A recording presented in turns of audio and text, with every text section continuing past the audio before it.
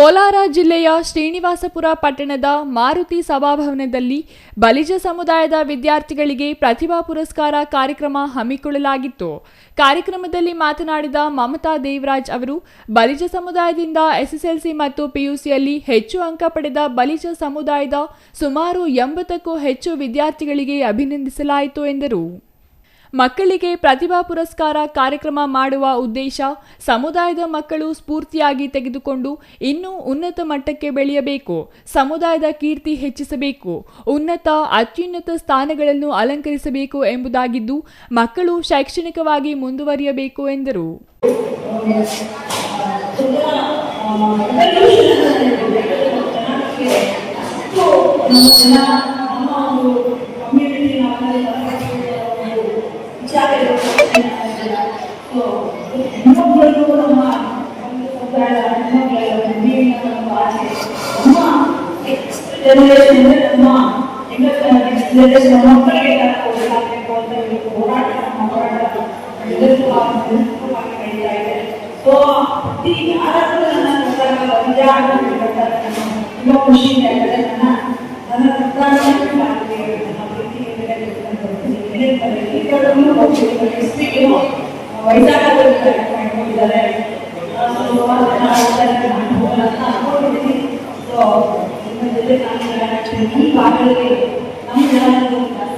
ಆಂಧ್ರ ಪ್ರದೇಶದ ಬಲಿಜ ಸಮುದಾಯದ ಮುಖಂಡ ಆಕುಲ ಗಜೇಂದ್ರ ಮಾತನಾಡಿ, ಸಮುದಾಯವನ್ನು ಒಗ್ಗೂಡಿಸುವ ನಿಟ್ಟಿನಲ್ಲಿ ಕೆಲಸ ಮಾಡುತ್ತಿರುವುದು ಸಂತಸ ತಂದಿದೆ.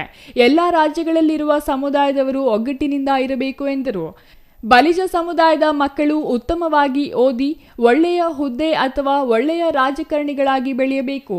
ಉದಾಹರಣೆಗೆ ಆಂಧ್ರ ಪ್ರದೇಶದ ಮುಖ್ಯಮಂತ್ರಿ ಪವನ್ ಕಲ್ಯಾಣ್ ರೀತಿ ಬೆಳೆಯಬೇಕೆಂದು ವಿದ್ಯಾರ್ಥಿಗಳಿಗೆ ಶುಭ ಹಾರೈಸಿ, ಎಸ್ಎಸ್ಎಲ್ಸಿ ಪಿಯುಸಿಯಲ್ಲಿ ಉನ್ನತ ಅಂಕ ಪಡೆದ ವಿದ್ಯಾರ್ಥಿಗಳಿಗೆ ಸಮುದಾಯದ ಮುಖಂಡರಿಗೆ ಗೌರವಿಸಲಾಯಿತು.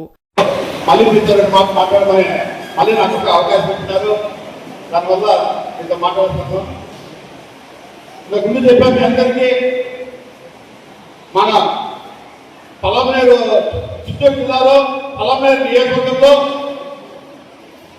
శ్రీకృష్ణదేవరాయల విగ్రహము నిర్మించాలని 50 సంవత్సరాల కోరిక మన బలిజోది. అది ఎందుకో మన బలిజల ఊరు ఆశీర్వాదంతో, మన కైవాలంతో చాలా ఆశీర్వాదంతో అది ఆ భగవంతుడు నాకే ఇచ్చాడు.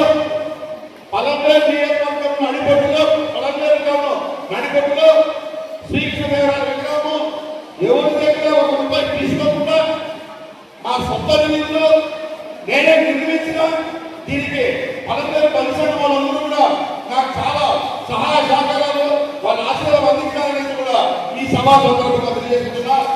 ಈ ವೇಳೆ ಕೆಟಿ ರಾಜ್ಕುಮಾರ್ ಸೇರಿ ಹಲವರು ಭಾಗಿಯಾಗಿದ್ದರು. Chandrashekar, CTV news, Srinivaspur.